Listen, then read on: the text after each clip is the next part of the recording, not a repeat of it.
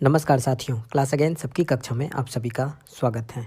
साथियों, भारत और पाकिस्तान ने एक दूसरे को परमाणु ठिकानों की जानकारी दी है। 34 साल से ये परंपरा दोनों देश निभा रहे हैं और भारत ने 381 कैदियों की सूची भी सौंपी है। तो आइए हम लोग इस वीडियो में जानते हैं कि ये मामला क्या है। दरअसल भारत और पाकिस्तान ने बुधवार यानी कि 1 जनवरी को एक दूसरे के साथ अपने परमाणु प्रतिष्ठानों की सूची की जानकारी दी है। परमाणु प्रतिष्ठान वह जगह है जहां परमाणु हथियार रखे जाते हैं। यह परंपरा 1991 से एक समझौते के तहत चल रही है। भारत और पाकिस्तान ने नई दिल्ली और इस्लामाबाद में राजनयिक चैनलों के माध्यम से इस सूची का आदान प्रदान किया है। इसके साथ ही भारत और पाकिस्तान ने कैदियों और मछुआरों के बारे में भी एक दूसरे को जानकारी दी है। 2008 में हुए bilateral agreement on consular access के तहत हर साल 1 जनवरी और 1 जुलाई को ये सुविधाएं साझा करी जाती हैं। 31 दिसंबर 1988 को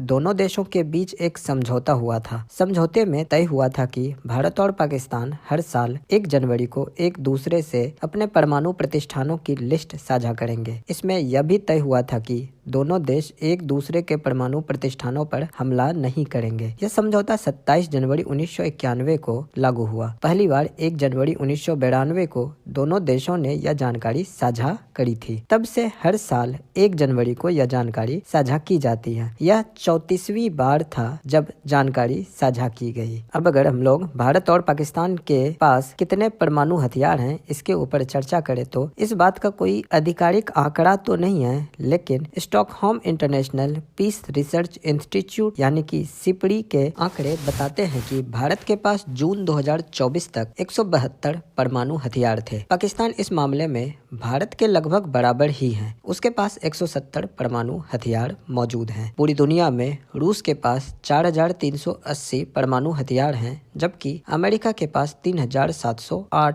परमाणु हथियार हैं। चीन के पास 500 और फ्रांस के पास 290, वहीं ब्रिटेन के पास 225 और भारत के पास 172। पाकिस्तान के पास 170, इजराइल 190 और नॉर्थ कोरिया के पास 50 परमाणु हथियार मौजूद हैं। इसके साथ ही भारत के विदेश मंत्रालय ने 381 पाकिस्तानी नागरिक कैदियों और 81 मछुआरों की सूची भी पाकिस्तान को दी है। वहीं पाकिस्तान ने 49 भारतीय नागरिक कैदियों और 217 मछुआरों की सूची साझा करी है। भारत ने पाकिस्तान से 183 भारतीय कैदियों और मछुआरों जिन्होंने अपनी सजा पूरी कर ली है वो जल्द रिहा कर उनके नावों समेत स्वदेश लौटाने की मांग भी करी है। साथ ही भारत ने पाकिस्तान से 18 भारतीय नागरिकों और मछुआरों को कॉन्सुलर एक्सेस देने का आग्रह किया है, जिन्हें अब तक यह सुविधा नहीं दी गई है। इसके अलावा भारत ने पाकिस्तान में मौजूद भारतीय कैदियों और मछुआरों की सुरक्षा सुनिश्चित करने की अपील करी है। भारत ने पाकिस्तान से 76 पाकिस्तानी नागरिक कैदियों और मछुआरों की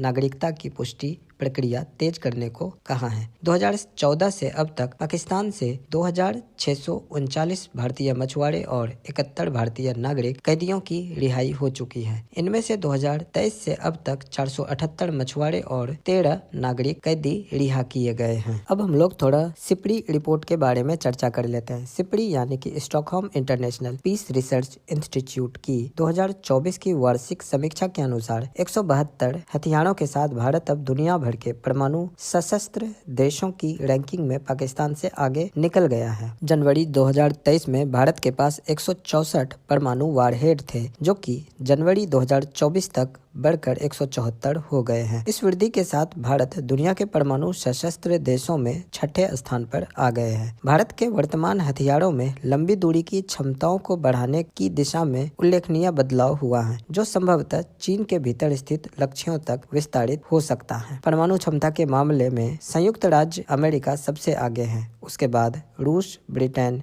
फ्रांस, चीन, भारत, पाकिस्तान, उत्तर कोरिया और इजराइल का स्थान आता है। जनवरी 2024 में वैश्विक सूची में लगभग 12,121 परमाणु हथियार शामिल थे, जिनमें से लगभग 9,585 सैन्य भंडार में रखे गए हैं। इनमें से लगभग 3,904 हथियार मिसाइलों और विमानों के साथ तैनात हैं, जो जनवरी 2023 से 60% की वृद्धि को दर्शाता है, जबकि शेष केंद्रीय भंडारण में रखा हुआ है। रूस और संयुक्त राज्य अमेरिका के पास सामूहिक रूप से दुनिया भर के लगभग 90% परमाणु हथियार मौजूद हैं। वहीं इन देशों के पास 1200 से अधिक सेवानिवृत्त हथियार हैं, जिन्हें धीरे धीरे नष्ट किया जा रहा है। तैनात किए गए लगभग 2100 हथियार उच्च परिचालन अलर्ट पर हैं, जो मुख्य रूप से रूस और संयुक्त राज्य अमेरिका के पास हैं। चीन पहली बार इस श्रेणी में शामिल हुआ है। अमेरिका, रूस, फ्रांस, चीन, भारत और पाकिस्तान सहित 9 परमाणु सशस्त्र राष्ट्रों में परमाणु शस्त्रागारों